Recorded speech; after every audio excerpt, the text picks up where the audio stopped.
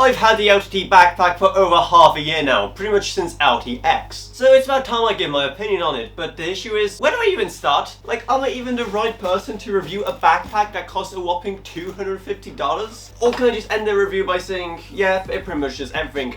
Well, let's at least try, shall we? Starting off with the big major pocket. Though this compartment is mainly dedicated to large but rather thin things, with most of the space being taken over by the special pouches for things like your laptop, for example. For the really bulky stuff, you'll be going to the next pocket over right here, that being the bag of holding, as Linus calls it. In fact, it's so big, you can even fit vinyls inside with some room spare. It's the biggest one by far, with the least interruptions, unless you count the pocket at the top, the water bottle holder, and this tiny secret pocket ideal for your AirTag, which if you're sensible like me and you have a Samsung instead, doesn't mean much. But don't worry, I tested it. I actually bought the brand new Galaxy Smart Tag 2 just to see if it's going to fit in this pocket, and yes, it does pass the test, even if it sticks out a bit, which I just say it's a plus because it's easy to get out that way. Then finally you get to the very front compartment, where you have on one side a nice meshed front, and on the other 3 additional small pockets, with 2 of them being zipped up. And yeah, one of them is literally just the same thing with 2 points of access. Now the other compartment here at the front is this right here,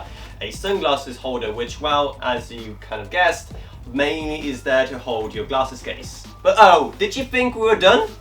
Because you're wrong. There's another pocket right here on the side, which, yep, you guessed it, it's another compact but nice to have space for random odds and ends. And that pretty much covers all the ways you can stuff this thing with, well, stuff. Except not really, because there's another hidden compartment right here at the back of it, which normally hides the luggage strap, but is actually a secret RFID blocking passport pocket for, well, your passport among other things, I guess, or anything else you're really paranoid about.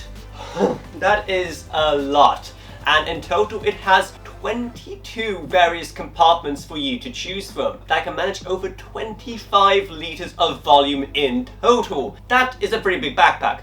Almost too big for a lot of people, which is something that I know a lot who complain about, that they are apparently making a smaller version of this thing, so I guess that's something. But what is it actually like to use this thing? Well, if you are of a slimmer build like me, it's still actually very comfortable to wear, and I mean, it better be, given how much it costs. Plus, the straps can be adjusted to pretty much your liking, so no matter how you're built or how much you're carrying inside, you can pretty much make it fit your needs just perfectly. They also make a huge point about how much it can actually withstand and how strong it is built, even with the claim that it has a double reinforced bottom being false, as they recently found out. So the response to it has been pretty fun, I guess, and as a test I decided to email the customer support myself to see exactly how to handle a case like mine, where I got the bag for free at LTX. I'm not actually a paying customer, and they said that they will still offer a replacement if anything goes wrong, but they will not offer me the store credit that they're offering anyone else who bought this backpack.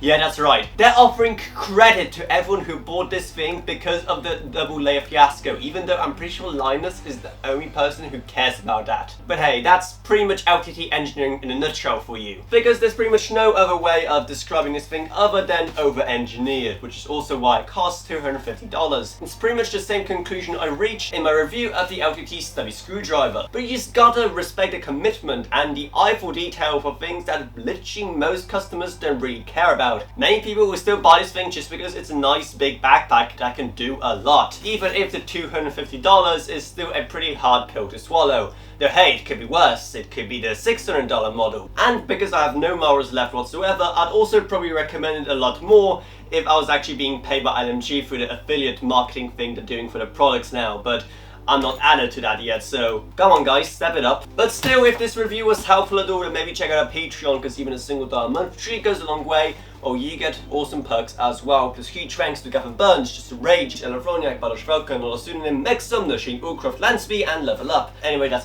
it, so I hope you enjoyed this video. If you didn't remember to subscribe, like, whatever, and I'll see you all in whatever I make next. Goodbye everyone, goodbye, and I'm off.